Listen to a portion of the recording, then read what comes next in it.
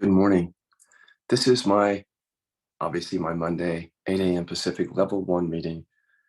There are some new folks in the members area. I don't know how many are new here. Let me just explain a little bit about the members area. Um, these meetings, okay, so if you look on the left tab, there should be a tab on your left in the members area. Sometimes for some of you, you might have to click on a thing. That's my word for it, a thing, which is like that. I don't know what you call that thing, but that thing that has three lines on it, three horizontal lines. For some of you, like on my iPhone, I have to click that and then I see the left tab. But anyway, there's a left tab. And if you're just new to KI, what I suggest is to go to the members chat level one, click on that. And then at the top of that page is a step-by-step guide to KI for new members. I don't know if you can read that, but that's what it is. Step-by-step guide for new members. So what that was created as a way to help people into the experiential work, because they were getting here, and this is a social media site, in case you haven't figured it out. It's not really, we're building a kind of a library into it where the videos will be categorized more. That's a long-term project. We understand that Community Circle, which is this app, is creating that function right now, or they've released the function, the ability to create more of a course type thing here. But we do have a lot of material available already, even before we build something like that out. So I want to tell you about that real quick. And just reminding people to mute when you come in. Oh, my coffee is hot. Whew, that hurt. Okay, so yeah, for those that are new, the step-by-step guide will help you in terms of like, where do I go to learn KI and how do I learn it? I mean, I really took the time in those videos to say, okay, video number one, here's what I want you to do. Go over there, learn that, practice that, come back. It's like that. So I feel like if you really will follow that, you won't feel lost here in the members area, at least with regard to the method, because the videos really do point you in the direction that you need to go to learn KI. So I actually might even ask some of you, like if you ask me a question and I'm like, well, that's interesting that you're asking that question because that sounds like something that we've already covered a lot of. I might ask you, not to be mean, but I'll say, can you please go, it sounds like you haven't watched the step-by-step guide because you're kind of telling on yourself. Can you please watch that? Because when people don't watch it, I think it brings up issues. In other words, they'll ask questions like, I don't know where this is. I don't know where that is. I don't know how to do this. But so much is answered in those videos. It's harder on us here as facilitators to respond to you if you don't follow the pathway that we've laid out for you. Like if you try to go your own way, it's actually more work for us to try to catch you up, and go through all that. So we've set it out for you. We've laid it out for you, step-by-step guide. And then what that does is it brings you to these meetings. So at the end of the step-by-step guide, I say, now come to the meetings. But I know that there are probably some of you who are here before doing the step-by-step guide. That's totally fine because you might be interested in what we're doing here, obviously with KI. So that's fine. Show up in the meetings, but please, please, please, I'm going to add one more please to that, is go back and do the step-by-step guide, even though you're coming to the meetings. Okay. And then because we'll all have a better experience that way, basically, everybody, because you'll know the work more, you'll have more practice with it, more instruction, you'll feel more supported, and the facilitators can take you deeper because they're not having to slow down and go through things that are already on the step-by-step guide kind of over and over again. However, we don't mind repeating ourselves. So it's not a burden for us. It's just that let's work together to make this work instead of, okay, the next subject here is I've shut off all my direct messaging, which is not something that I really wanted to do, frankly. But it's been brewing for a while. And let me just tell you where that comes from. So, a lot of teachers don't make themselves available in email and private messages. And I've always felt like it's fun for me to connect with people. And it's helpful. But what happened here a week ago, so I've been moving. I moved to a different state, stayed in a hotel room for about 2 weeks. Then I moved into my apartment, and with all the things that you have to do with moving, during that time, some people messaged me. I couldn't respond. By the time I responded, the person was already triggered and went on this big diatribe about how I'm not available for people. But I want you guys to understand something about my life. Like, I make myself available. I do this all day long. So I'm actually, you can reach me until today. You could reach me through every social media channel and every private message app. I'm findable. It doesn't mean I'm going to respond like right away, but because it takes me a while, I'm talking and I have all kinds of conversations going on, many with trainees, some with members, some with the public. And so, like, if you're having a conversation with me, you'll notice that I might not get back for a while because I'm actually meeting conversations with people in this app, that email, and text. And so it just takes me a while to get around. But so what somebody did, I think, is they assumed that because I make myself available through private message, that sets up some sort of relationship with them, like that I'm now personally responsible for their specific personal emotional needs. And that's where I draw the line right there. That's a boundary for me. I have not assumed that role in a personal way for anybody unless I tell you that. And so what does that mean? Because I'm a teacher. What does that mean that I'm not assuming a personal role in your life? I can't. I simply can't. There's a limited number of hours in the day, and it's still a small organization, but the way that this work is, it takes like hands-on explanation, like time. You have to explain skills. There's a lot of context. So the conversations, I can only have a few of them, and I can't. I really just there's not enough hours in the day. So basically, someone took that and interpreted that as I don't care or something because I was busy during that time. And then somebody else, one of our own trainees, which I will be talking to them about, went onto YouTube and said, "You're just in it for money because you didn't respond to this person." I think that's really, really unfair because I'm doing it all day long, you guys. I'm like talking to you guys all day long. And I just was moving. So the thing is I have to set the boundary now. I have to just not do that because I didn't realize that people were to assume something there that because I have a members area that I'm taking a personal, like I'm the personally your guide, and I just can't. Okay. So I can't. But I want to help you. Here's how I want to help you though. I want to help you by I've created this members area with videos, videos that are very helpful. This is a modality that's really, really helpful. There are people in level 2 who are healing trauma that they have not been able to heal in any other place. We have really good work here. And I think you're better off not thinking of this as a guru thing because it really isn't. I'm more like an artist than anything else. I create. That's what I do. I create and I create the tools, and I don't feel particularly teacher. I don't feel guru. I don't feel that way. I feel like I'm more like creating things. So if I create things, I've set up this forum so that you can have access to these things. So you can learn these tools, and I've set up where facilitators will come and support you in meetings. And there's people responding to your comments. So we're pretty responsive here, but we have to draw the line somewhere. And so now the line gets drawn on all private messaging for me. So what does that mean? For my trainees, I'm still very much in contact with them because I have to be, but cannot do that anymore.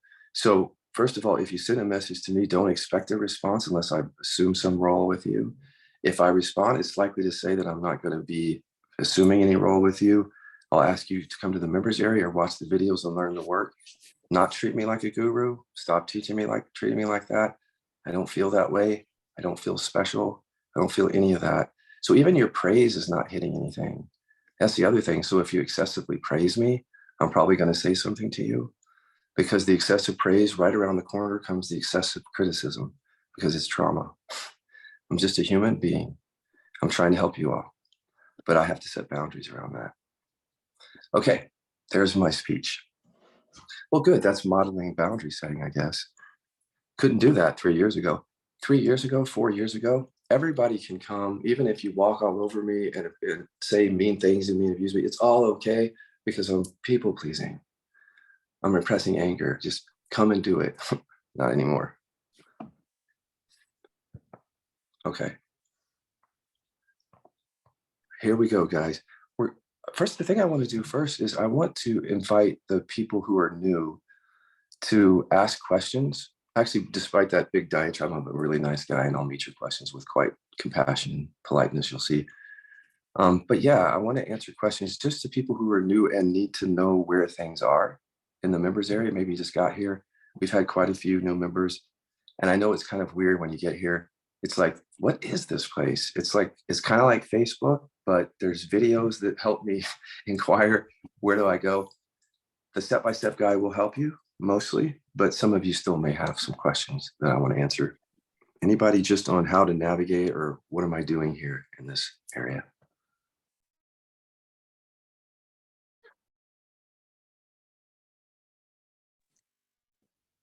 Hi there. I'm Paula. I'm kind of new here, but yeah, I'm gonna do what you suggest and just look at all the steps. It seems like at first it wasn't so clear, but now it is. Thank you. You're welcome. Did you try the step-by-step guide or have you started it? I barely did, All right.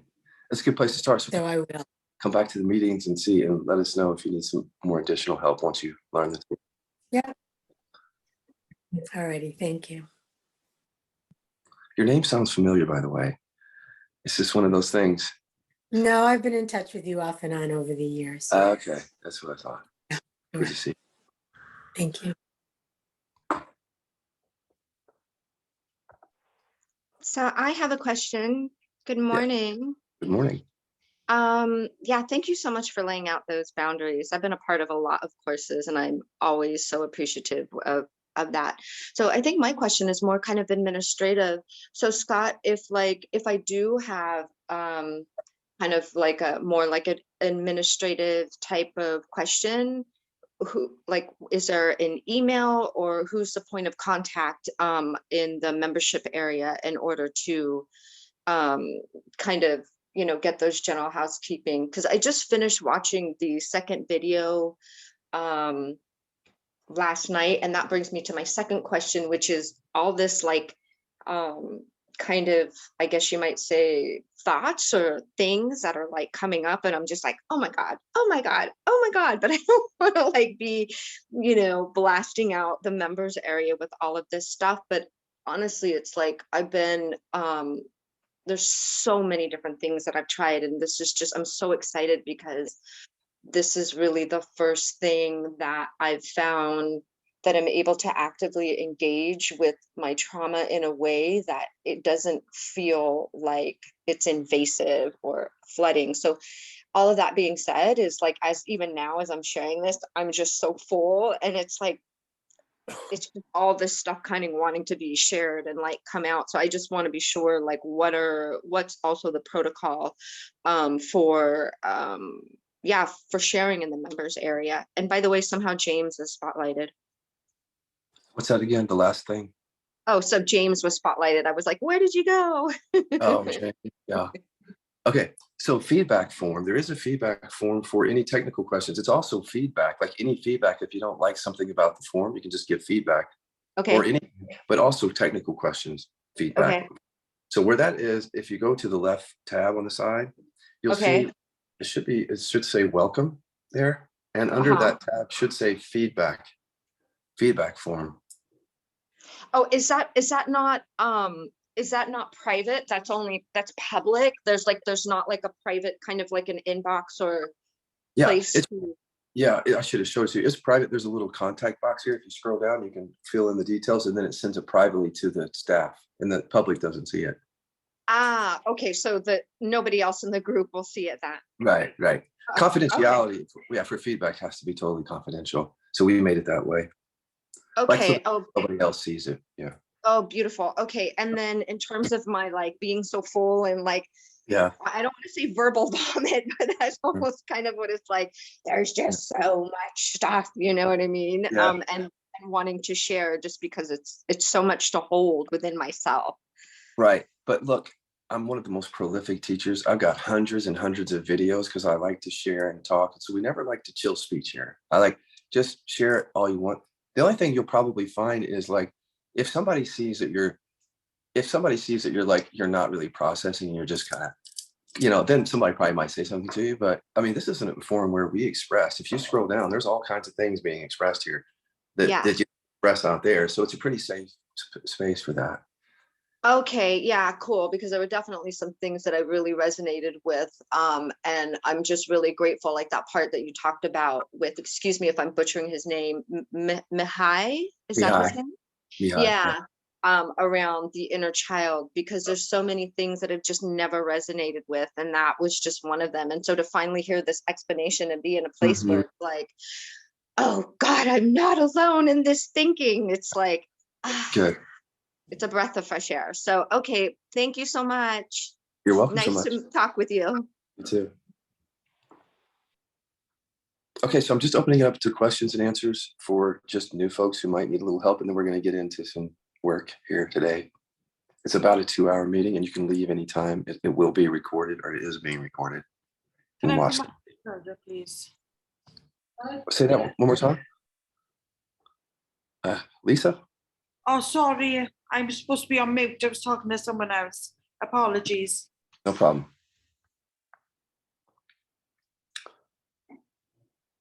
Okay, thank you, Serena. You're great.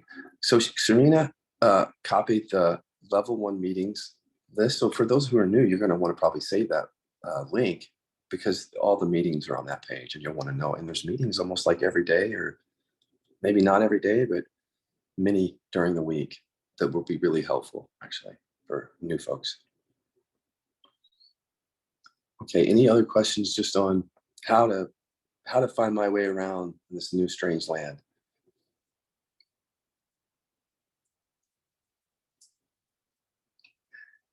Okay, let's leave that topic if not. But just to remind you, there's a Start Here level 1 is also a good resource on the left side. There's a pinned post at the top. It says, first time here, read this.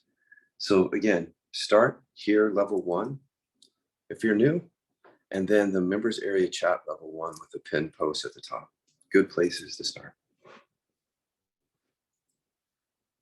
Now, I just want to open questions up before we do experiential work to any skill building. So I've named this meeting Building Skill and Capacity.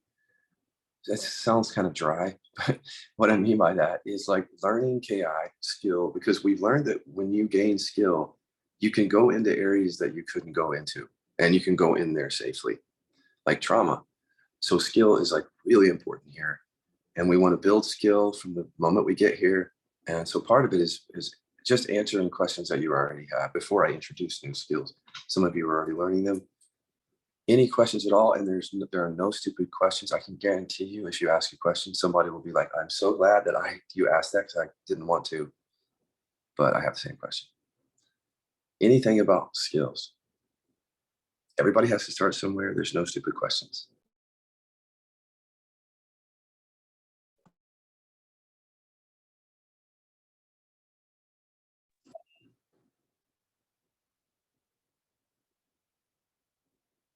Okay, I love that. No questions.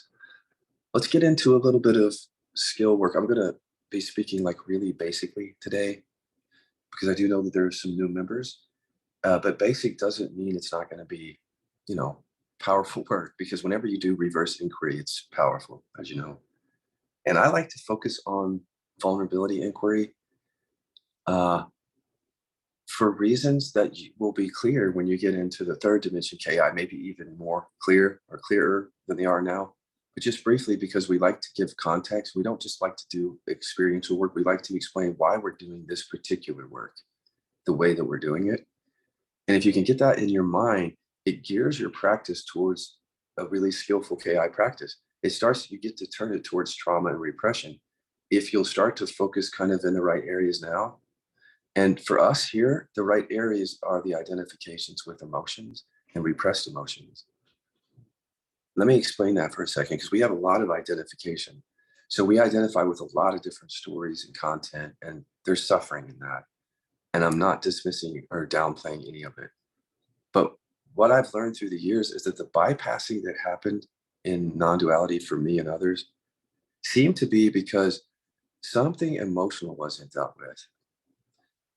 And yeah, that could be a repressed emotion, suppressed, or just unmet emotion. And so with that, then there's programming. So the content comes, in my view, from the unmet emotion. So the stories that we have, the programming, a lot of it comes from repression of emotion from childhood, like we're repressing emotion, trying to hold it back, stay safe. So that's the reason that we go to emotion early in KI, because it ends up being repression work in the end. That's what's driving a lot of the identity and the content and the suffering is the trauma and repression. But we don't really get into trauma and repression work really skillfully until we get to what's called level 2 here. And if you're interested in becoming in level 2, you want to spend some time in level 1 first, developing the capacity to use the skills at level 1, because the level 1 skills are used in level 2. It's really almost impossible to do level 2 work if you haven't learned the level 1 skills.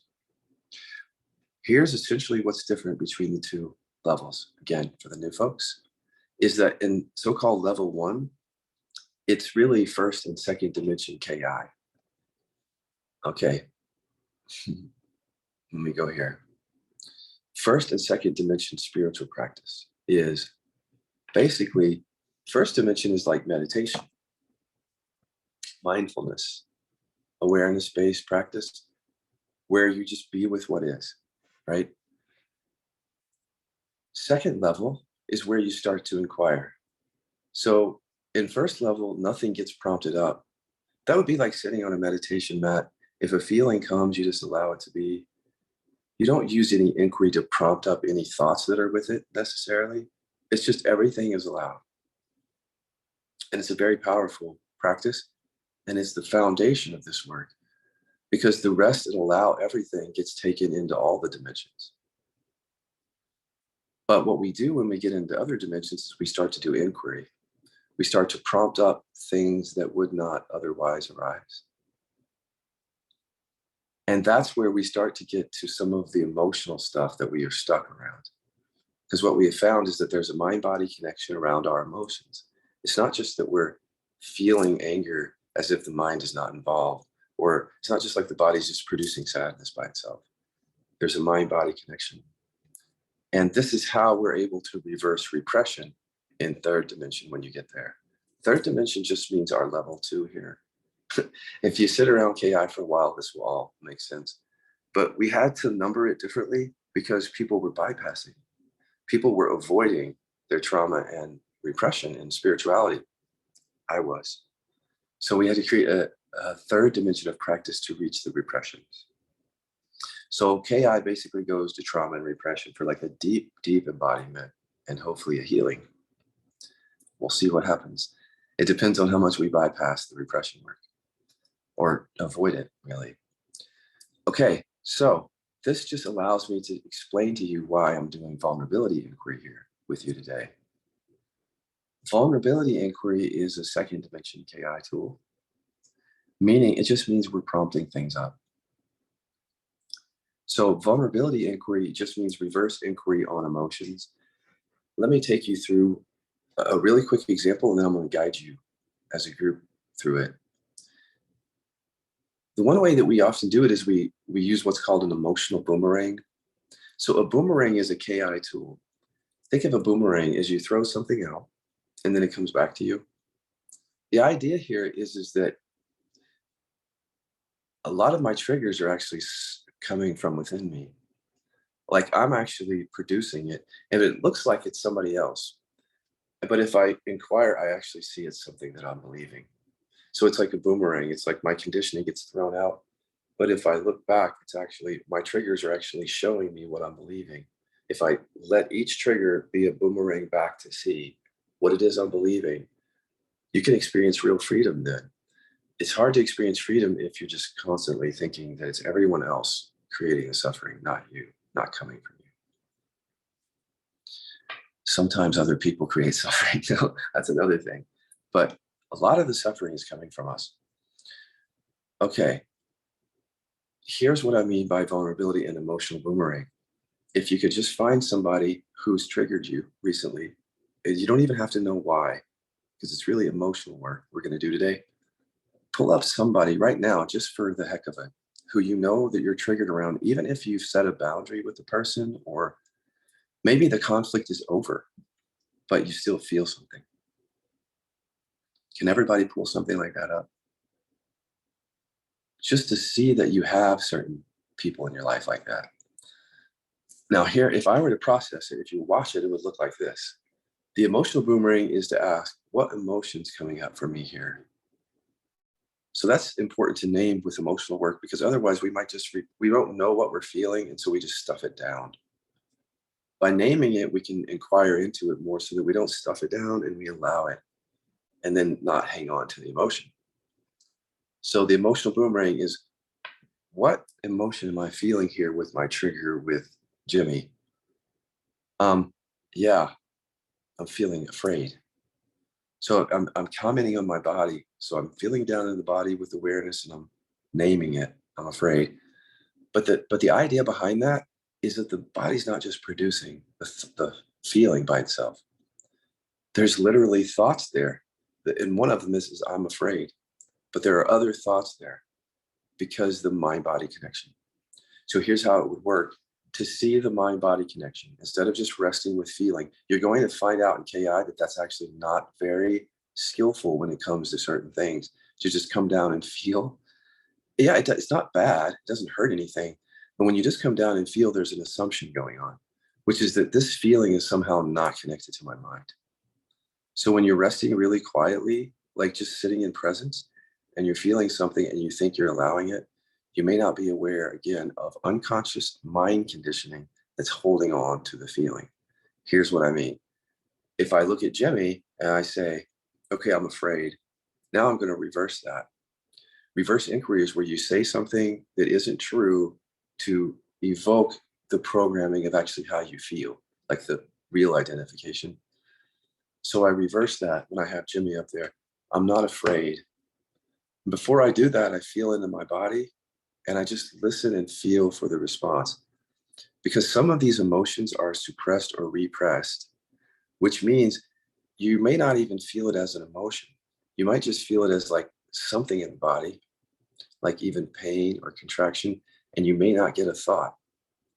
And this is the thing where this is where the bypassing happens in spirituality to me right here, is not seeing the thoughts that are connected to an emotion.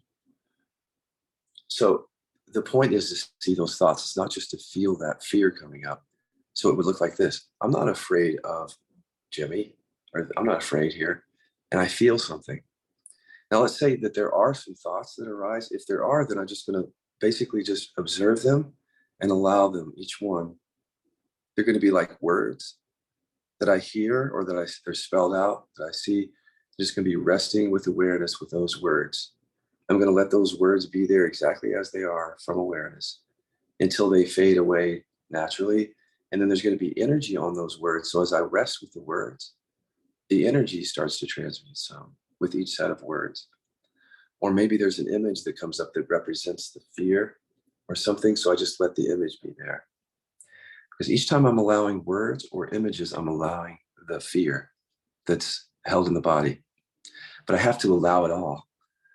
So I would sit here, and then more words or pictures get produced, and I'm just resting and allowing each one. And even being interested in the falling away of each thought, because the falling away shows you that you're not the thought, that it's coming and going to you. And eventually that kind of seeing shows you that you're not any of it, like you're not even the fear. It comes and goes. But it's important just to see space, I think, between the thoughts, if you can, just to rest as that space. So it'd be like, yeah, I'm terrified. And there's the thought, and I'm just resting with it, allowing it to be. And I stay with it. See my hands? I'm staying with it until it lets go of me. Because what I've learned is if you turn away from it, that's kind of like what repression is. You're like trying to, I don't want to feel that. Just turning away, stay with until the thought dissolves. And then just rest there as the presence or the awareness that remains. Just take a moment and notice what it's like to be without that thought. And then maybe more come, welcome them. Sometimes you'll have to repeat the inquiry, like look back at Jimmy, I'm not afraid. And then more gets evoked. But I want you to watch what happens when you really just allow all of your thoughts for whatever emotion, allow every single one of them, see what happens to that trigger. I think that's pretty clear, but does anybody have any questions, like just a how-to before we start? I have a question. Uh-huh. So then, like, what happens when, like, I bring up the person and I bring up the thought, but then sometimes it's just blank? Is that like me avoiding, or my subconscious wanting to avoid what's really there? Yeah, that's a good way of saying it. Yeah, it's exactly that. So we have lots Mm. of different ways that we avoid that, like the blank out, we call it fog out or dissociating. That is it. Yeah. So then when that happens, and especially since I'm just beginning, it's like I've run into that because I've been playing with this since I've been introduced with it. And I know that there's some things where I've tried to Yeah. go there and then I'm like, well, shit, this isn't working. I'll either completely, like with one thing, I literally started to like fall asleep. I got lightheaded. I'm like, okay, don't go there. That's too much. Mhm. And then now with the thing that you're, with an example that you've asked us to kind of bring up now, I'm like, okay. And then I'm like, well, shit, where did all the thoughts go? Right. Hmm. So Yeah. so then what? So then what do you do when it's just blank? Yeah. Okay. So I want everybody to hear this. For now, I just want you to notice that that's repression. And that is what I call the great Eastern practice bypass, or the great, I think it's the bypass of everything, is that it's hard. Okay. I don't want to give you that we definitely have a way, but it's in the level two, because it's a Mm, different dimension of spiritual practice. It's a different thing that if you're not skillful on can be dysregulating. And if you're skillful on can heal you. So it's really a matter of skill. We definitely have an answer to that. But for good. until you get there, what you can do at level one would be um, when the energy comes up. So think about, I don't know what emotion that is, but it must be some emotion that didn't feel safe in childhood. Is that safe to say? Annoyed. It's just I'm annoyed with this person, with what they've done, and XYZ. The story is that here it is, it's happening all over again. And that's what the thing is. And then it's like, Yeah. So sometimes annoyed and frustrated are connected to anger repression. I don't know, but it sounds like it could ah, be. that Yeah. makes perfect sense. Uh-huh. So let me give you that answer though, because I think the answers in our third dimension work are level two. I think you're going to find it there. But Okay. you can start the work here when you get to like that emotion. If it's anger, let's say if the word is I'm annoyed, and you say I'm not annoyed at Jimmy. Um, if there are no thoughts, think of it this way: the energy that you feel is the anger. So you can just ask, what does this energy have? What would this energy say if it had a voice? And sometimes it like tricks the repression into producing it. And so you can start witnessing and see it. But otherwise, it tends to stay stuck until you get into the second dimension, or into our level two, where we start showing you that there's actually very active mental programming around that. It's actually, even though the mind is quiet, to be honest, the mind body connection is very active. It's basically saying, for those who repress anger, I'm angry, I'm angry, I'm angry, I'm angry, but I can't, I can't, I can't, I can't, I can't, I can't. So therefore, when annoyed shows up, the same conditioning is behind it, because annoyed is too close to anger. So it just shuts it down. So what you're going to Okay. do is just, again, all you can do here is, what would this say if it had a voice? And then just witness what comes. And then we'll show you. Wow, my jets are like blaring because I'm like, I just want to get rid of this thing. Yeah. Okay. So Right. But listen, no, yeah. I totally get it. I had the same thing. But listen, you have to be careful with that, because the mechanism that doesn't want to feel anger wants to be rid of it and doesn't want to feel it. So that's the same mechanism. We have to talk about it, because nobody wants to feel their primary repression. But you have to be careful with that kind of thinking, that I just want to be rid of it, because that's where the bypass is coming from. I don't want to, you see? So we're going Mm, to teach you something different here. We're going to have to show you how to safely go into anger in a way that actually provides benefit, and then you can see changes. And then you're going to want to go into it because you're going to see changes. That makes perfect sense. Thank you so much. Yeah. Okay, great question, but that was more like, let's get to level 2 on the repression word. For now, if you don't see any thoughts, ask, what does this energy mean about me?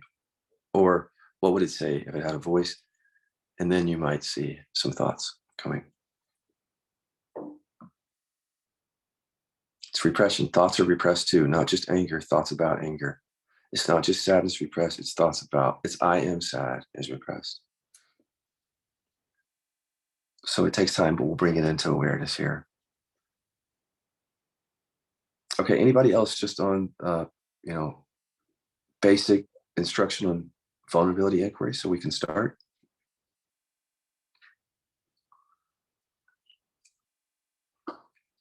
Here we're building skill. And by the way, we're building capacity, because as you rest and see these thoughts, what I mean by capacity is awareness. So as you do this exercise, I want you to notice that these thoughts and these energies, as uncomfortable as they are, they come and go. And if you allow each one to come and go, you notice that like there's a presence that remains, or an awareness throughout the coming and going of all that. That's your capacity in a way. So as you rest and allow, you're cultivating that recognition of the presence that's here, which is what capacity is. So when you're witnessing, I want you to not think about trying to get to the end, because that doesn't build capacity well. So if you say, I'm angry, but I don't want to feel this, and let me just try to get through all these thoughts, that's not building capacity well. What that's doing is it's sending a signal to the nervous system that this is scary and I'm anxious and I don't want to feel it and I want to get away. So what you want to do is rest with the resistance when it comes up. If you feel a thought that says, I'm afraid, and you feel very anxious around that, let that be. Like, let the thought be. Let your resistance to the thought be. Let your resistance to the fear be. Let that be completely until it falls away. That's how you gain capacity right there. It's not through trying to get to the end. Okay, are we ready to try a round? And this will be something that's relevant for you, meaning somebody that's triggered you. I want you to find that person first, just kind of name the person and the emotion that you're feeling, and then just put that person to the side for a second. And then I'm just going to kind of point you to being grounded in presence first for that capacity. And then we're going to go into inquiry.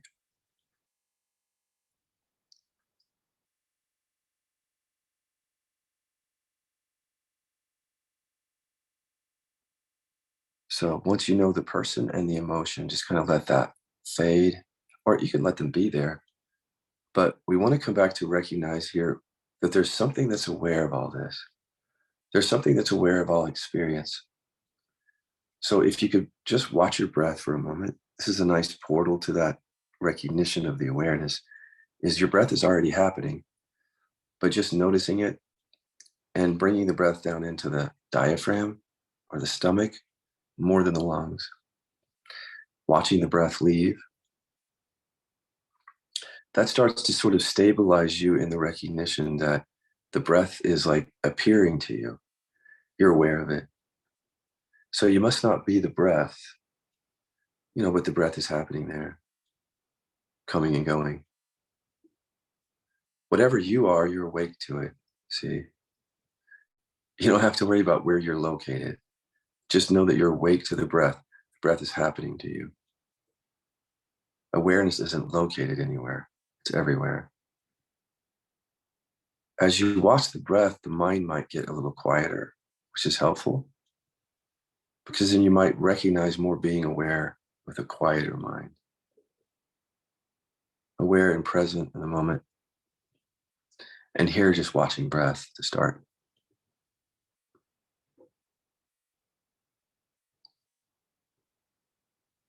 I also want you to notice that as you breathe into the inner body and you notice the breath, you're bringing awareness to the breath. So you're bringing awareness to sensation in the inner body automatically. And so when you feel that, just notice and let those sensations be as they are, whatever you notice. We're not going to try to fix or change anything. All we do is make things conscious in KI. We don't try to fix what we find. Just making things conscious. So when you're aware of something, you're making it conscious. You're aware of it and allowing it.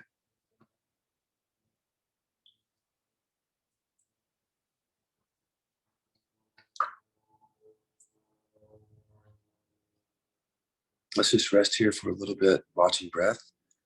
And then some of you, as the mind gets quiet, you'll take your attention off breath and noticing that the moment is spacious like breath, especially with your mind quieter. Just noticing the spaces everywhere. You can't find a place where there isn't space. Well, you could, but you would actually be finding a thought or a sensation, if you notice. So these thoughts and sensations are happening within the space.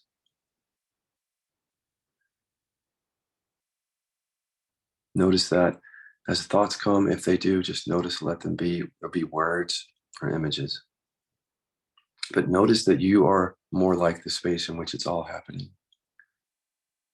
So all you do is rest here and let it happen.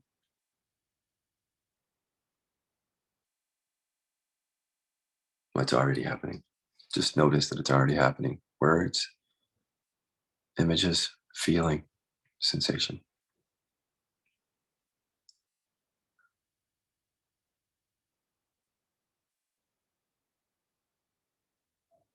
Okay, so let's just bring that person in, whoever that is. And if you haven't already, do your emotional boomerang to name the emotion that you're feeling.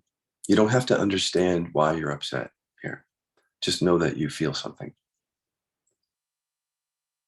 Because it should be revealed through the course of the inquiry what's going on here.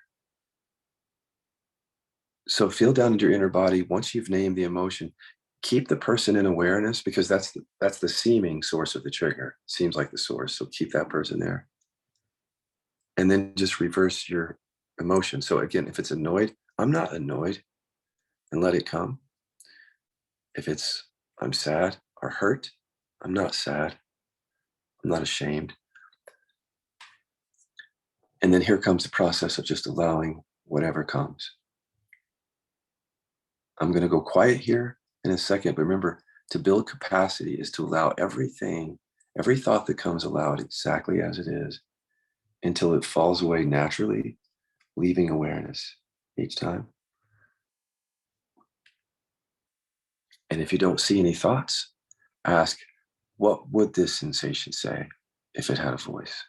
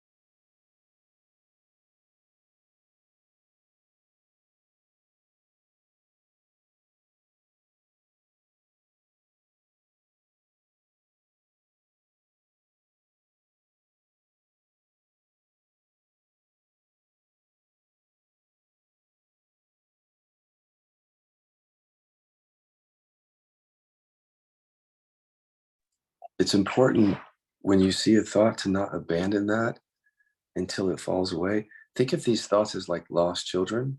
Each one is really important to rest and allow. You won't want to abandon a lost child. Stay with the child or the thought until it falls away. That's how you build capacity.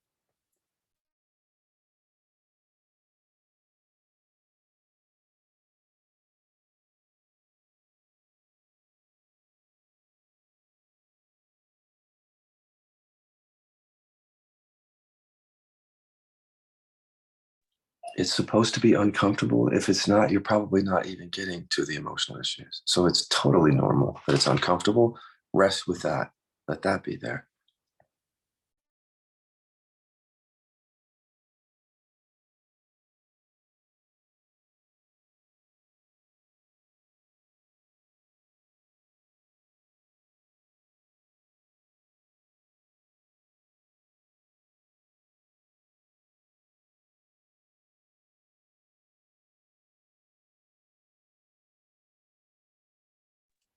If you have a question, just message me. We'll talk after this period.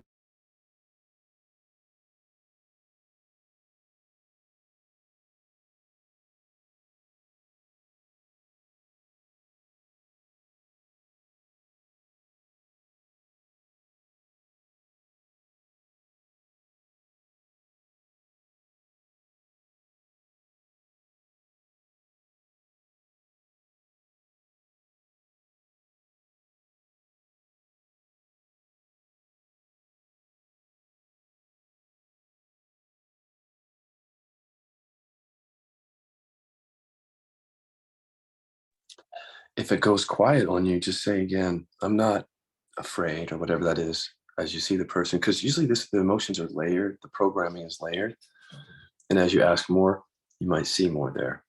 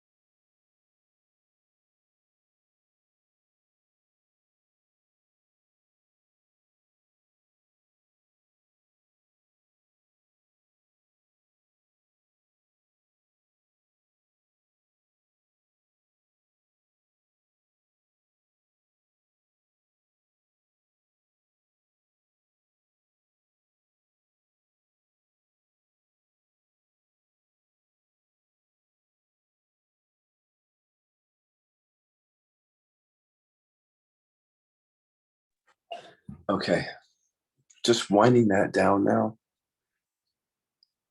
which just means witness and allow whatever's left until it's like ripples on a pond. You just watch the ripples die out slowly as you observe the thoughts, sensations, and then just coming back to conversation with me for a moment.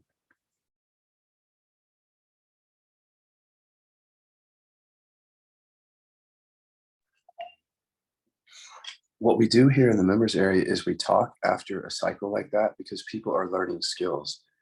So they might have questions about things that popped up.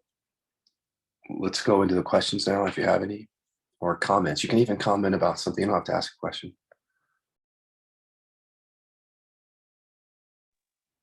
Hi again. I had a question. I had messaged you. So what does it help or does it not help to like say the thoughts or the things that come to mind when you're thinking about the person? Yes, I saw that. I just saw that, your question. So Yeah. in the level 2, the sounding it out loud is really helpful for people because we do it a little bit different. So I would say trust your body. So in Okay. other words, if you sound it out loud, does that help you see the mind and body? And does it somehow kind of transmute the energy? And if it does, trust it.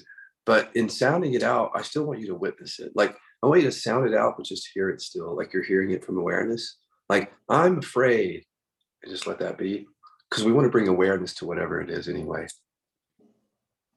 Okay, I think that's where the sticky point is because I get so caught up in the emotion and creating the space in between the emotion and the awareness piece. Can you, Christine, do you visualize words very well, or is it just hearing? I can see the words. This is Monica. Oh, is it? I forgot, I thought it was Christine. Monica, can you visualize those words? Like if something comes up like, oh, I'm terrified, and it's hard to hear it, can you just like imagine it spelled out so that it's obvious it's something that you can see? Yeah, I can do that. Right. Try that. But only if it helps with the energy. The whole point is like to make the mind conscious like that. It might help move some energy. Like if it doesn't, let me know, but I think it will. Okay, thank you. Mhm. I had a comment. So anger repression, I've never really heard of that until you. Yeah. So damn it. Right. I think there's a lot there. Sorry. But every time that anger arises, I start to cry. And so I don't know if that's just the fear that's arising along with the anger, like, uh-oh, this is scary, you know. But like with the person that I was thinking of, the first thing that the emotion that came up for me was anger. I'm angry at this person. And then when I actually started to go through the experience, it was, no, I'm hurt, I'm sad, I'm hurt, I'm sad. So yeah, so just interesting how it kind of shifted, it redirected. And I don't know if that's a good thing or a bad thing, but I just stayed with what was coming up. To me, you're asking all the right KI questions. Because what we talk about in the second level is, this is what we call a third dimension of spiritual practice. So basically, just like you say, there's repression and trauma, what we say creating the suffering. There's repression of emotion and trauma programming creating all the suffering. So, what one thing we found is that before we go into that dimension of practice where we make that conscious, we don't really know what its game is. And see, it has a game, it has a strategy, and the strategy is all about safety, survival. That's its strategy. But until we see it in real time, we kind of just know it intellectually, and we have to look for what we call defaulting. Defaulting is, I saw it so many times in training people, we get really close to anger if that's their primary repression. So that's the other thing is in KI, we try to find out what is primarily the stuff that I don't want to feel. Is it like anger, fear? Is it hurt, shame, or something like that? Because that's the stuff that's going to give us the greatest benefit. That's where the healing was for my chronic pain. It sucks, but that's the truth of it. So we want to go there, but our systems are defaulting away from it. So what you're going to want to watch for, Kimberly, is, I don't know anything about you, but it could be that you have a primary repression of anger or something else. So if you have a primary repression of anger, then the sadness might be a default. Like it was for me. Like for years, I just couldn't feel anger. And I would go into hurt and sad so easily. And I could sit there and process it and be happy about it and like think that but I never wanted to go to anger. See, so that for me was just a safe emotion. I had to learn that. I had to stop going to hurt. It's too safe. I had to go to anger. But other people who repress hurt, they might get angry because it feels safer, because it feels really unsafe to go to hurt. So if hurt is your primary, the anger there is a safer emotion. So if the anger comes up, if somebody gets angry, it's because they don't, the system is defaulting them away from hurt. Now, at first glance, I don't know, because I don't know much about you, but it sounded like anger repression. I don't know though. It sounded like, but it could have been the other way around. And that's where I have to ask you. You have to discover it with me. And you might have to think about your childhood and your relationships in terms of what you can express and what's more difficult to express. I think, I don't know. I want to say that I'm okay feeling the anger, but it was expressing my anger to the person that I was angry at that didn't feel safe. Totally. So is that? Yeah. Yeah, that's part of repression of anger. So what we do with KI, and by the way, you don't necessarily have to put your anger on people. What we learn is we show people how to process the fact that you can express it. There are healthier ways. We're learning healthier ways than just putting your anger. But yeah, the anger repression touches into I can't express it. So that holds it in our bodies too. But by not express it even in a healthy way, like even in a healthy way. And so we're holding it and storing it, and then that's where all the suffering, a lot of the suffering comes from it. That's the science. Repression, trauma is creating the suffering. Yeah. Okay, I guess I'll keep working on it. Thank you. Yeah. No, you're asking the right questions. Hi, this is Paula. Hey, Paula.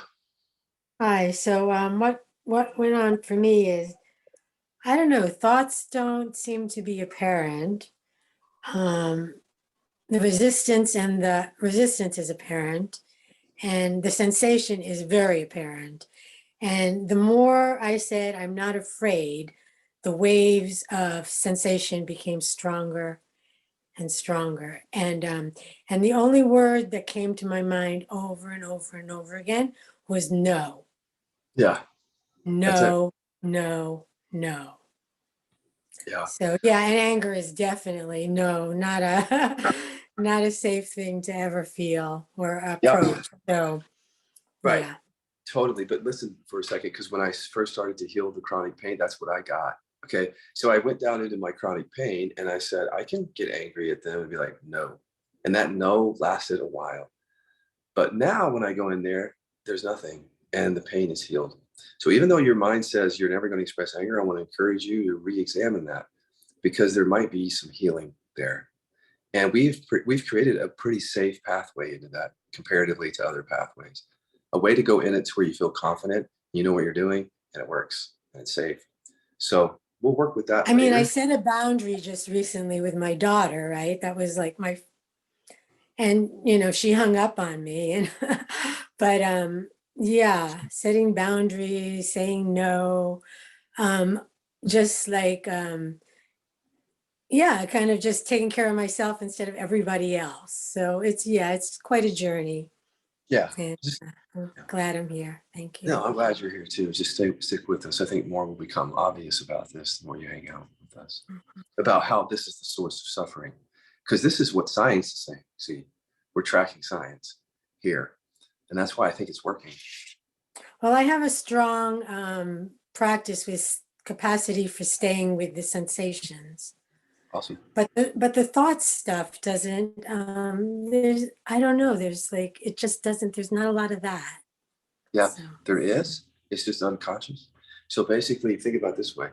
There, when you were a kid, if you couldn't express something, it's not just that you literally couldn't even show it in any way. You couldn't think no, it, you couldn't feel it. So the thoughts are repressed. So the I am angry thoughts are there. When I encountered it in my pain, when I finally got through the condition that says I can't get angry, guess what I found? I'm fucking angry. That's what I found. angry, yeah. Fucking angry. Excuse my language, but like that's what it was. And so here I was telling everybody, I don't know about this anger thing. I don't think I have it, or like, no, I'm fucking angry at that level, and that's what healed me, though. To be honest about that, and bring that into awareness. And whenever anyone just even says I'm fucking angry, I'm like, yes. Yes, right, because it's there in you, probably. See, Yeah. it's there. Yeah. Thank you. Excuse my language for anybody but we have to say fuck every now and then around here for certain things.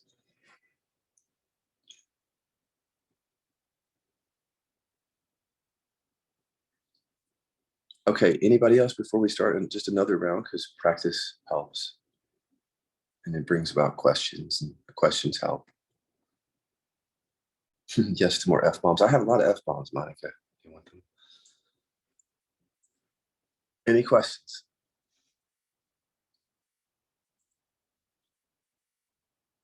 Oh, by the way, like if you can see that, like around the anger, if that's what you guys are working on, sometimes the explicatives will come up. But see, again, that's what I want to show people, show you guys is like if you could really just let yourself see, and that's the scary thing is seeing the thoughts, because the thoughts are scary. You'll see. That's why they're repressed, because the thoughts themselves will scare you. Uh, they're all designed to do that, though. It's repression conditioning, so it's designed to scare the shit out of you. That's how it stays, keeps the anger down. But if you can start seeing them and just the way I say it to everybody is like, think about these thoughts that acknowledge that you're angry or hurt. They really are kind of like lost children. They've been with you since you were a kid. These little children in our bodies, they say, I'm angry. And then we don't pay attention to them. So when they come up, we need to give loving attention, welcoming, allowing, that's what I'm trying to point to.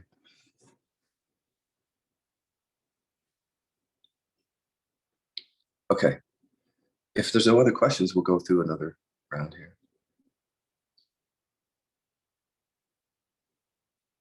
Can I ask a question, Scott? Yes. The last couple of days, I've been experiencing anger and sadness, both of them. I think I've been mainly sad and mainly angry though. And I'm just wondering, do you think the sadness is coming through because it's easier to feel, or am I just angry and sad at the same time? You might be both, because what we said early in KI is that hate is close to hurt. It's just a way to remember it, which means anger and hurt are like bedfellows. So like, I'm angry at them because they hurt me. There's that. But here's what I've been trying to tell people. That doesn't mean that both of those emotions are equal or were equal in your family in terms of being allowed. Even though those are both there, for me, anger really wasn't allowed in the bullying. And so that one, even though it was with the hurt, was buried. So I processed a lot of hurt. So my question would be, in spirituality and healing work, have you done a lot of processing of one of those more than the other? Sadness was more allowed, anger wasn't allowed at all. Sadness wasn't really allowed, like, or supported, but I think it was more allowed than anger. But I Okay. think I am feeling both, because, and it's not at a person, it's at my circumstances. I think there's a bit of victim at play, because I'm feeling like I've done enough to be at a certain place in my life, but I'm not. So I'm angry and sad at that. Yeah. So yeah. What I say to everybody in KI is, if you can look at all the primary emotions that we could repress, so anger, fear, sadness, hurt, shame, anything can be repressed though, even things that are emotions.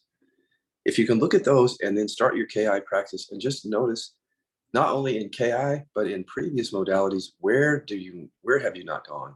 So I just didn't go to anger, and I paid the price for it. See, so I thought I could get away with it. I'm just going to go sad, hurt, fear, but then I paid the price for the anger. So what we're saying in KI is, in order to avoid a bypass in KI, we want to point you to the place that you are avoiding.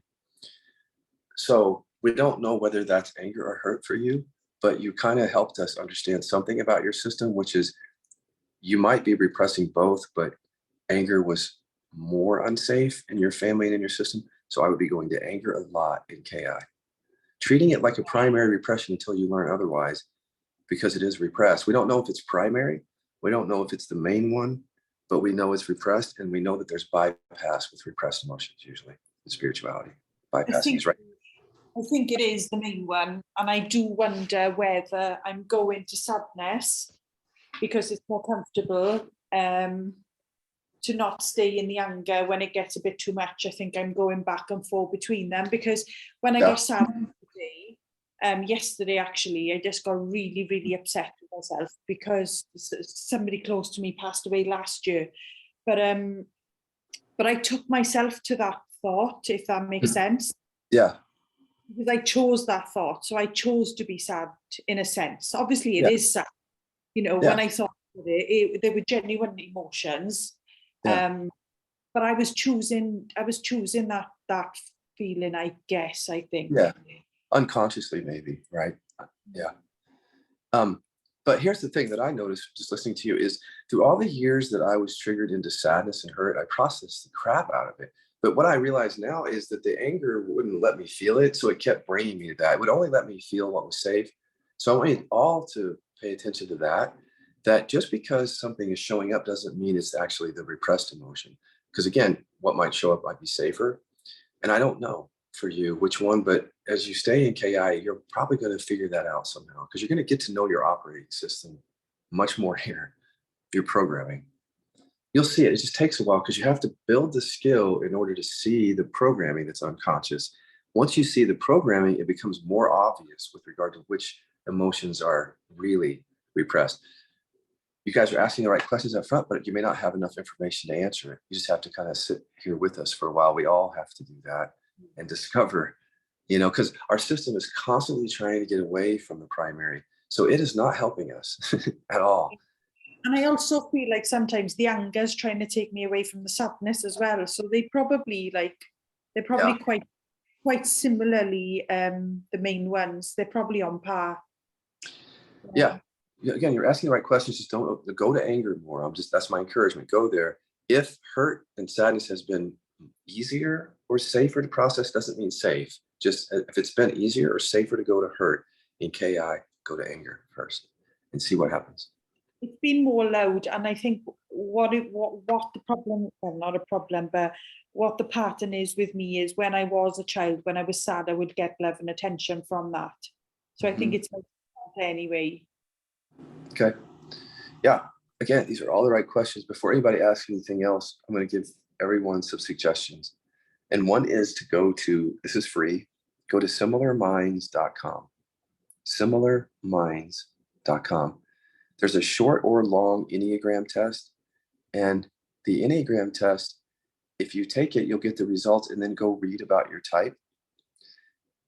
You don't have to do this, but it might help you because, for example, if you show up as an 8, a 9, or a 1, chances are your relation, for example, to anger needs to be dealt with in some way. That's just helpful to know what your type is. And even if you don't know what it means, you could bring it to the members area and ask us about it. There's a lot of knowledge and wisdom about the Enneagram and how repression connects to it. So, and the other thing is, pay attention to your past and current relationships. So generally speaking, if you're someone who has difficulty setting boundaries, saying no, speaking up, disagreeing, that tends to point to anger repression. You look for those patterns because that's a real telltale sign. So if any of you are seeing those patterns, all I'm saying, I don't know if anger is your primary repression, but you're definitely going to want to deal with anger here as a repression, if that's an issue for you. Okay. Anybody else before we do another round here? Practice.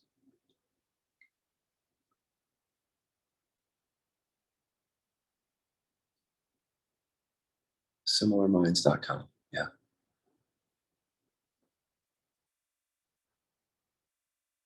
Okay. If there's no other questions.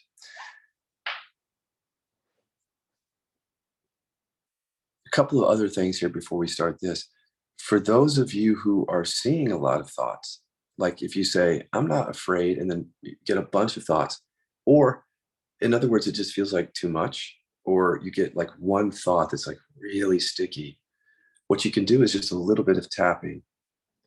So as you're witnessing that thought or that flooding of thoughts and energy, you just kind of bring your attention back to the tapping on the forehead and notice the sound and sensation for a moment. And what that does is it sort of shows you that you're the awareness in a way. It's like you hear it so directly that it kicks in that recognition. And it's like it provides space for a moment with that sticky thought. And it can help you just move through something that's really sticky so that you don't shut down right there. Shutting down is challenging because then we know we can't access things. So tapping before you shut down, maybe. If you need to shut down, then shut down. For example, sometimes you just have to feel safe. It's like, this is too big. I'm going to click out of here and go take care of myself. But if you can sit through all of this and see the benefit here, it's probably better. Can you pull the person up? And let's come at it freshly. So is it still the same feeling? Because after you process a feeling, it could be something else there with that person. Trust your body and put a name to it.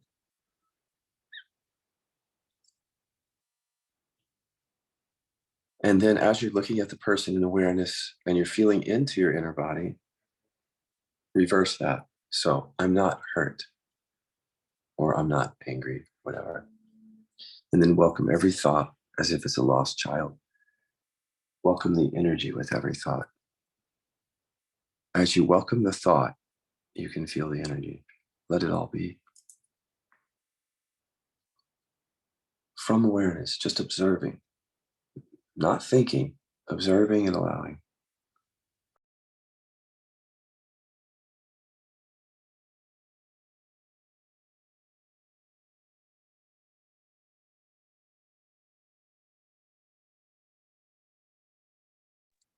sometimes we find ourselves ruminating right here, like, because we're trying to protect ourselves, like thinking, thinking, thinking. It's fine, but turn towards it and just notice the thoughts. Just let those thinking thoughts be. The thoughts that are trying to figure this out, let that be. And then go back to resting and allowing.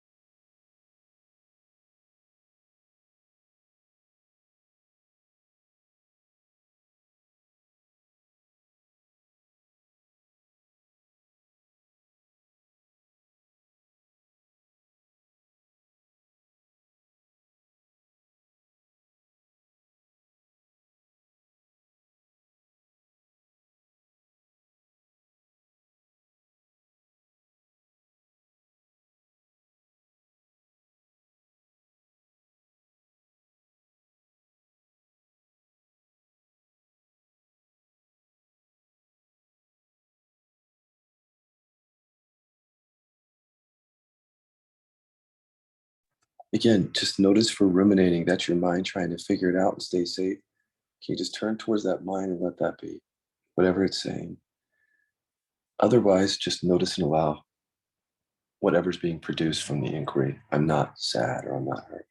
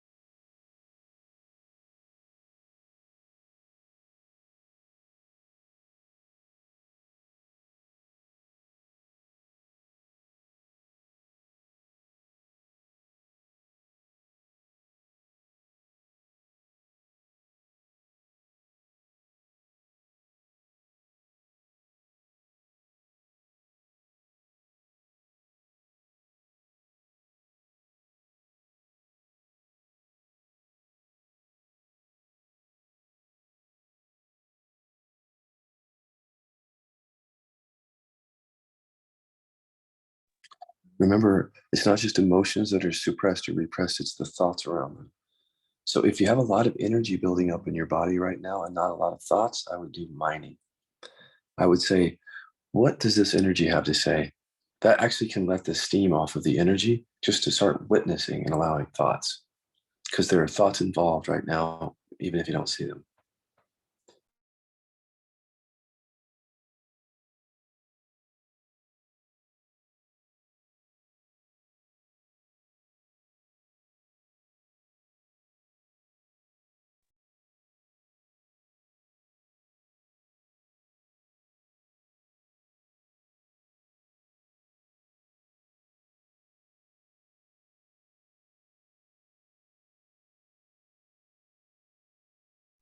Again, just repeating the inquiry. If it goes quiet, I'm not angry, and looking right at the person.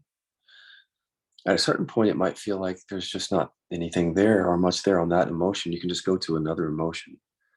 Feel into your body and see if there's anything else there that you didn't see that was hiding under that one. Go into that. Like, okay, I'm not hurt. I feel hurt now. I'm not hurt. Let me see what's here.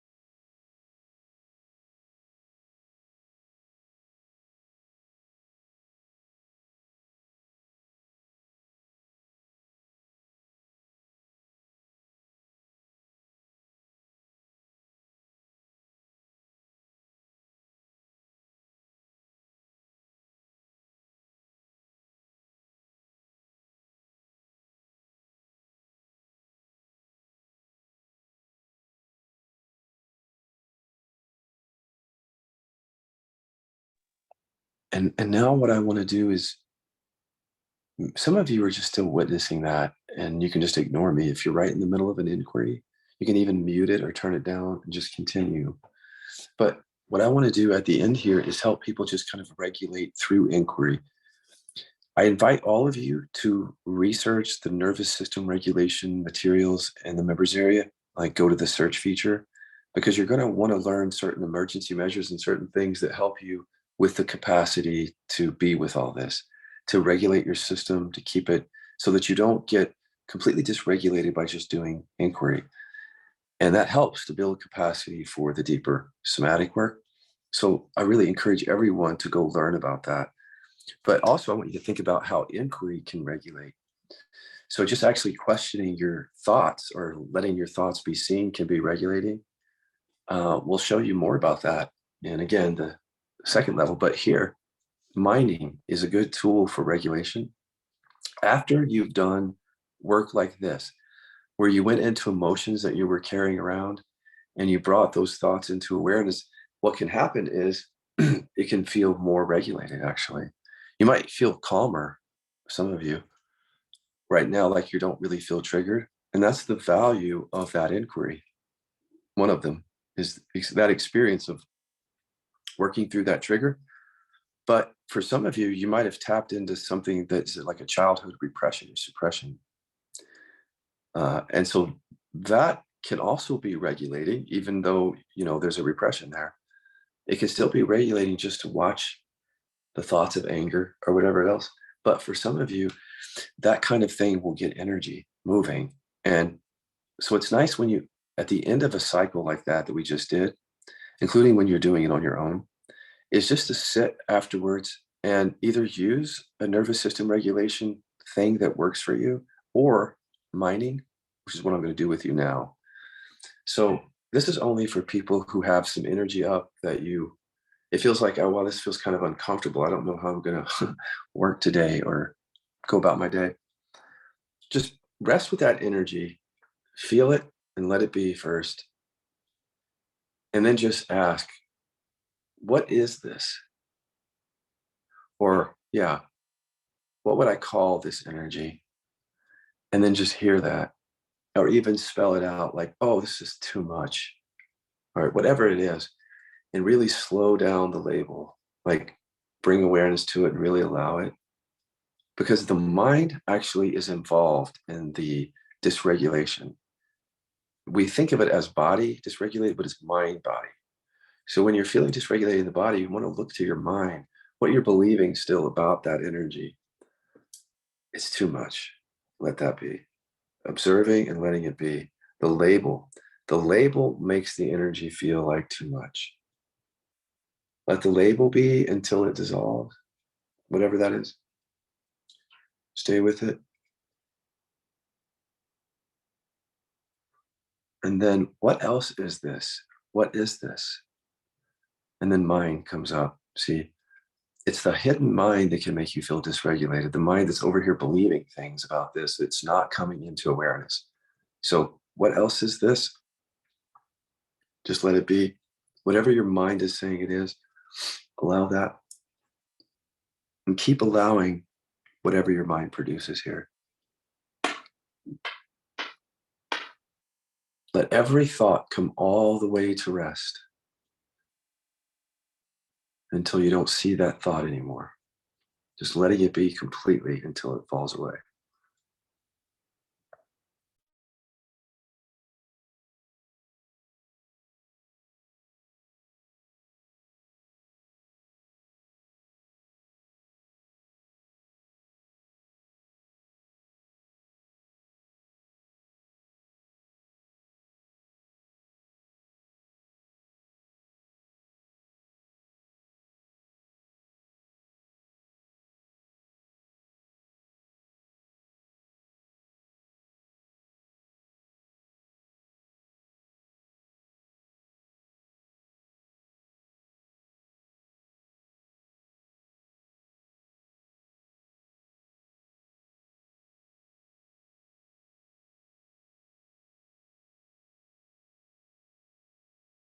And just one more time for those who still need that.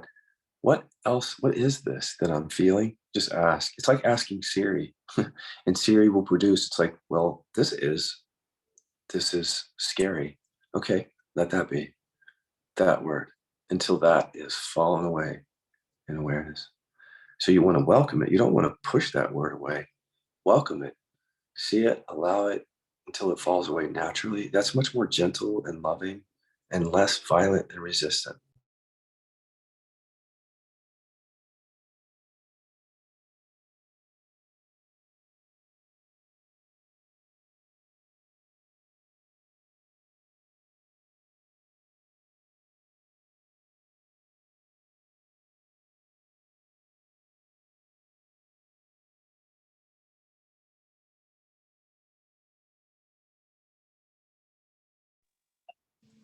Okay.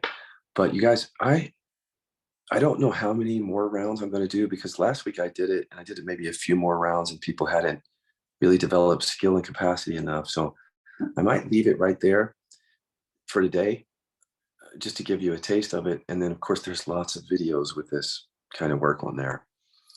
But I don't necessarily have to leave. So I'm here to answer questions. If you guys really want another round, we can do it. But I would go through the whole cycle again, including the mining at the end. So let's first open it up to questions. I have another question, Scott. Yes. So what came up for me the second round was fear of abandonment.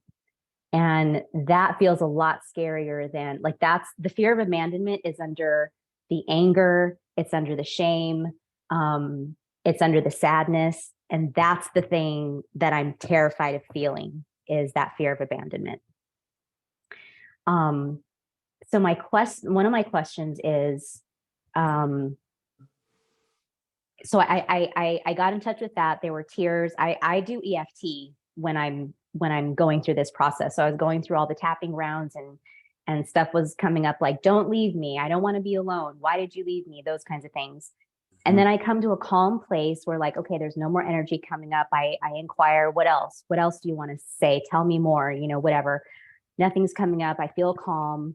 What do you think about the idea of speaking truth to those thoughts? Like, fear of abandonment is, I can't handle being alone. So once I kind of get to a calm place, what do you think about saying, responding to that thought of, like, well, yes, I can. I can be alone. It's okay to be alone, or whatever positive statements that counteract that misunderstanding of the nervous system. Yeah. So I don't think there's anything wrong with it.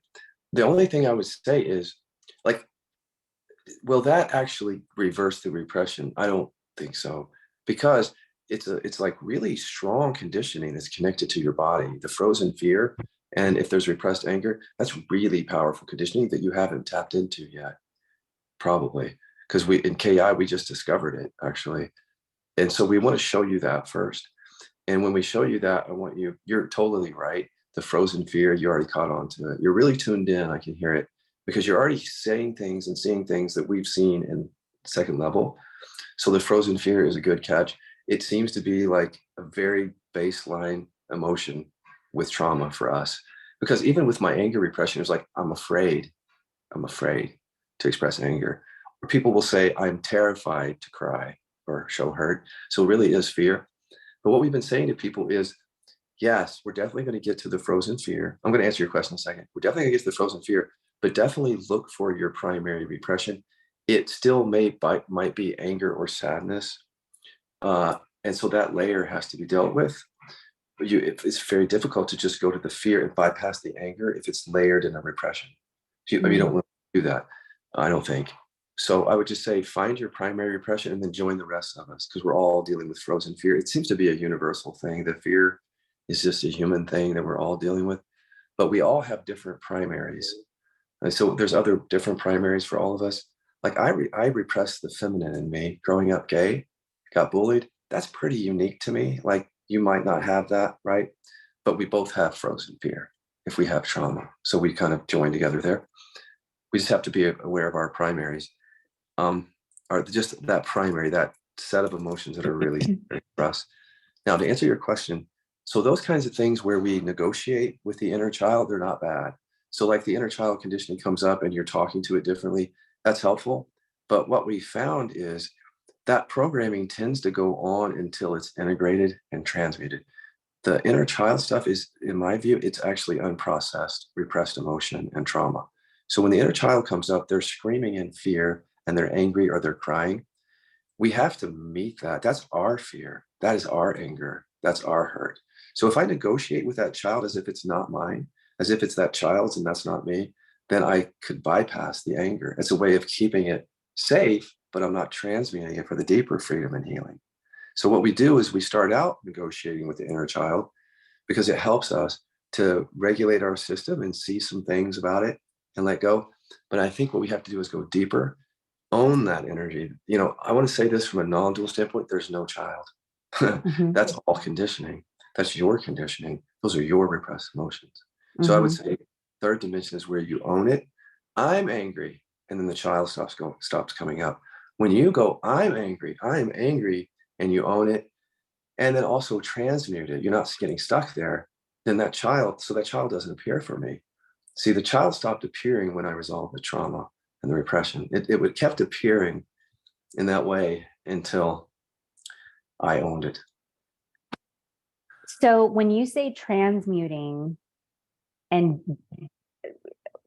I think what I've heard you say is transmuting is about bringing up the energy, feeling it fully, like as a wave until the wave subsides, and that's transmuting the energy. Because in most of my life, my thinking around all of this was, okay, feel the feelings, but then speak truth to it, and that's how it transmutes. Yeah. I've used a lot of speaking truth in my process.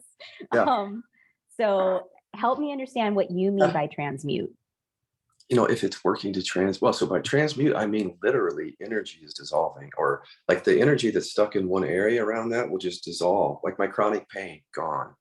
The very formation of that energy in my spine creates so much discomfort, gone, transmuted. Energy has shifted and is now flowing. So if we're finding any practice in which the stuckness, the contraction, the chronic pain is not really moving enough, then probably we need to upgrade our skill, I think. But in your work, what you're seeing is that just by bringing it into awareness and feeling it fully, that's the process by which it's transmuted. Is that correct? Yes and no. Yes, but here's the thing that people don't know until they get to third dimension KI. The processing has to include the mind, and the mind is really active over repression. So when you first discovered, it's like, I don't have any thoughts. I just have a bunch of energy. Well, once we make that conscious, it's going to be, I'm angry, I'm angry, I'm angry, I'm angry. And that's going to move energy, the acknowledgement of that. When we're just resting with a big energy, it's like we're not aware of the mind body.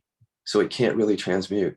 It's repressed. The mind is repressed and the energy is held in. And so if you rest with that, there's not going to be a lot of transmuting because the mind hasn't even come into awareness yet. So we have to let that mind come into awareness, not just the energy. But when we do, transmuting. I totally get that. And that's why I've loved working with EFT over the past, almost 20 years, is because it is about speaking those thoughts as you're feeling the energy, as you're tapping on those meridian points. So I'm definitely practiced in that mind-body connection. Good. So I guess you've answered my question. Yeah. Just hang around. Cool. We have to show you. You're open. I love it. You're open. We're going to show you more. I think you're going to like it. Cool. Thank you. Can I just add one quick thing there to what Kimberly said? Yes. For me, Kimberly, underneath, once I allowed all the energy and the resistance and welcomed all of that and let it be and did all my things through it, it was amazing how many shockingly surprising thoughts were born in that memory, that traumatic memory, you know, each traumatic memory that I have lived by unconsciously through the rest of my life. And so I would add that for me, out of all the modalities that I've used throughout the decades, that KI is the one that has brought up the unconscious mechanisms and beliefs that until I could transmute those, there was no freedom available. Thank you for sharing, Nadine. Yeah. Thank you. So I have a question. In going through the rest of the exercise, I found that my thoughts were just really chaotic and started to kind of just spin out into the whole, like, how really angry I am about all the things. And it does feel, I mean, that's where it gets confusing about the whole inner child stuff, right? Because it does feel like this just angry, bouncing off the walls, wanting to hate, kill, smash, just be so violent. And I'm not afraid of that because obviously I'm an adult and I'm not going to go do those things to anybody, you know? But it's like, oh, holy Jesus, my God, like, what am I going to do? Like, I'm like, okay, I can let this rest and let this be because I need more practice. And at the same time, I'm like, well, fuck that. This is really, like, I'm really pissed off. Like, what am I going to do with this now? So it's like, then what? Okay. So are you feeling the anger now, or does it get sealed up? Yeah, like, yeah, it's definitely like it's stirred up because it's like, okay, great. I got to go about the rest of my day. I'm really fucking pissed. Like, I'm right back to where I've been all along, which then it just makes me want to cry and get frustrated because I'm like, this is what I've been trying to, like, move through to, you know, Yeah, to not, right. and I hear you in terms of, like, I can't just, like, leapfrog and get to the next thing. I'm not trying to bypass, but it's just like, I've been with this for so long already. Okay. Like, I'm very well aware of all the things. Hold on though, because what the state you're experiencing now is different because the anger is more to the surface. Yeah, I mean, because this is why I'm so gravitated to this practice, Scott, is because for once, like, I can allow my thoughts to be without somebody telling me, don't feel that, or that's wrong, or whatever all the bullshit is that people says about the thoughts, because it's not fucking true. If it wasn't true, I wouldn't be, I mean, I can't label my thoughts all as true, but you know what I mean? Like, the truth is that they're there, they're present, and like, Right. now what? Okay. So think about it, because I repressed anger too. So now that they're out, the question is, what will you do? If you spend the rest of your day trying to get them to go back in, that's fine. But then there's the repression in your body. So what Yeah. I had to do was turn towards these and be awake to them throughout the day and allow them, because if I don't, I'm going to believe them and they're just going to repress the anger back down. So here's the opportunity here. I want to listen. I want you to hear me. This is where the rubber meets the road, right here. Because again, we've been repressing. So here it is for us. What I would say is, if you can work with a facilitator, a green check mark, please do, because they're going to help so much. Yeah, more. I've already scheduled a how do you say, a discovery call, and it's in 4 weeks. So in between now and then, I'm kind of left to my own devices, which is fine. Yeah. So you're here, and I would ask you, learn the tools and practice. So this is not about doing practice in the morning and then abandoning KI. It's about bringing that practice and the nervous system regulation techniques that you learn here into your daily life throughout the day when you're feeling this. So if anger is coming up, stop it and letting those thoughts be there, because those are thoughts that have been repressed your whole life. Let them be there. Ground yourself, breathe, even distract yourself, but don't distract yourself, but don't just like try to like shove it all down and go hide from it. Do something today that opens to it a little bit, to allow it. Just allow it.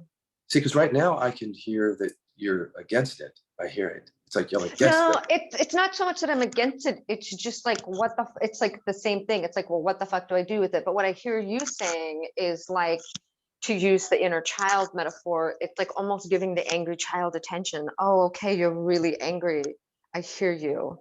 Like I see you, because it in addition to the thoughts, it's I can just feel it in my body. Yeah. Okay. Think about it this way. Nobody gave that child love, that angry child. Your parents didn't, and you didn't. Right. See, so the answer now is not to turn away from that, because that's what Yeah. everybody else has done in your whole life. That's what I'm asking you to do, is not turn away from it, but learn skill and ground yourself in awareness and turn towards it with skill, with KI, because you now know that your parents did not love that part of you.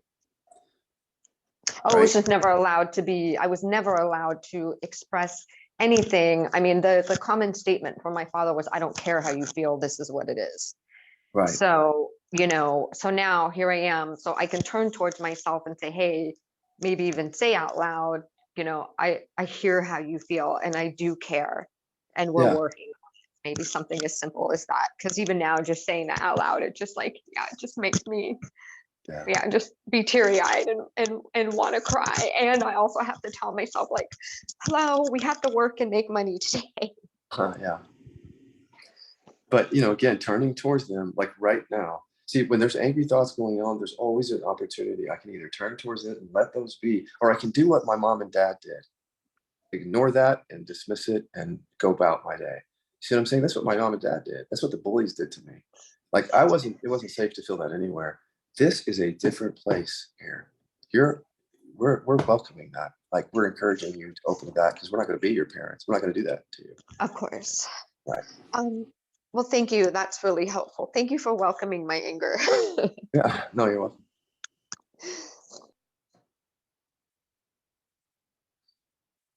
Yeah, thank you very much, Monica. Appreciate that. And yeah, reach out to somebody in the members area if you have a bad day. We've had those days here, and you just have a lot of people who are going to love you if you do. That sounds good. Thank you.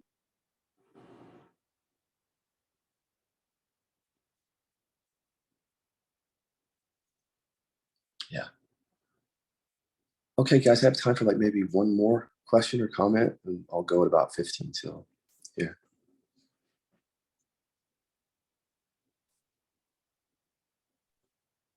Scott, I have a question. It's Karen. Hey, Karen. Hi. I think maybe continuing or maybe making it, answering it more from what Monica had said, because I think I'm having difficulty processing this too, is when that emotion comes up and you really worked with it, in order to move on. So we're using these regulation techniques that you've given us. But it's still, is it just about still recognizing? So I don't want to keep repressing, right? But that emotion or those feelings, that thought is still with me. Is it just giving acknowledgement to it? Because obviously we have to choke back those tears, even if they still are right there at the surface, or that heat from that anger. Yeah, regulation techniques. But if it's still right there at the surface, and we need to move on, is that necessarily repressing it? Yeah. Well, we have to function, and we're doing repression work. And so we're trying to open to an emotion, but we've spent our whole life functioning every day without opening to that emotion. So of course your questions are valid, right? But what I'm saying is can you turn your day into a practice today? Can you turn every day into that? So now you've gotten what you wished for. Like you didn't want to repress this, here it is. So can you do whatever you can to sort of like make it manageable today? But if you feel it, if you're carrying it around today, can you just stop in different places and feel into your body and just go, I'm not sad, and love these thoughts that you've repressed your whole life. Like spend some time and invite these children back in throughout the day, one by one, allow each one. I can't think of a more loving thing to do and a more important thing to do in life during the day than that. You know, even though we have to work, like, isn't our suffering and our health and our well-being more important than that even in the end? So can I invite you to do that today and just meet this? This is what you've been holding back. Here it is. Can you meet it? So when you're saying, what do I do with this? I'll say, can you just be with that thought? Like, I don't know what to do with this. See that? Let that be there. Or any other questions like, anything like that. I'm sad. I can't function. I'm sad. I can't function. Whatever it is, can you welcome it? Take times throughout the day where you're just going to welcome all those children for like 5 or 10 minutes and then try to go about your day. I think you'll be okay if you'll stop and meet your experience more today. Okay, that's helpful. Yeah. Mhm. If anybody continues to be dysregulated as the day goes on because you're not able to kind of open back to it, share in the members area because we have a lot of experience and again, a lot of love for you. We've all been here. And we might not be able to give you like a magic pill or an instant fix, but it's support. And we're going to tell you there's nothing wrong with you and just to stay with it and hang around because we have good tools to show you about this. But we have to keep you in, see? So we're going to be supporting you to make sure that you're not just running at the first sign of discomfort, basically. Not you, everybody. Okay, and with that, I'm going to call it a day. So love you all. For those in level 2, I'll see you Wednesday. I'm also going to start doing live videos in the members area just to answer questions. I don't know that I'll be able to announce them, but I think we're working on a place for all of them to be stored. So I don't know if you want to watch them, but they're going to answer a lot of questions. If you see me pop on with the live video, just know that I'm doing a Q&A. And so if you have any question, just come and ask me and I'll answer it there. Throughout the week, I'll do 1 or 2 of those, probably. Bye, guys. Thank you, Scott. Thank you. Thank you. Thank you. Have a good day. You too. See y'all.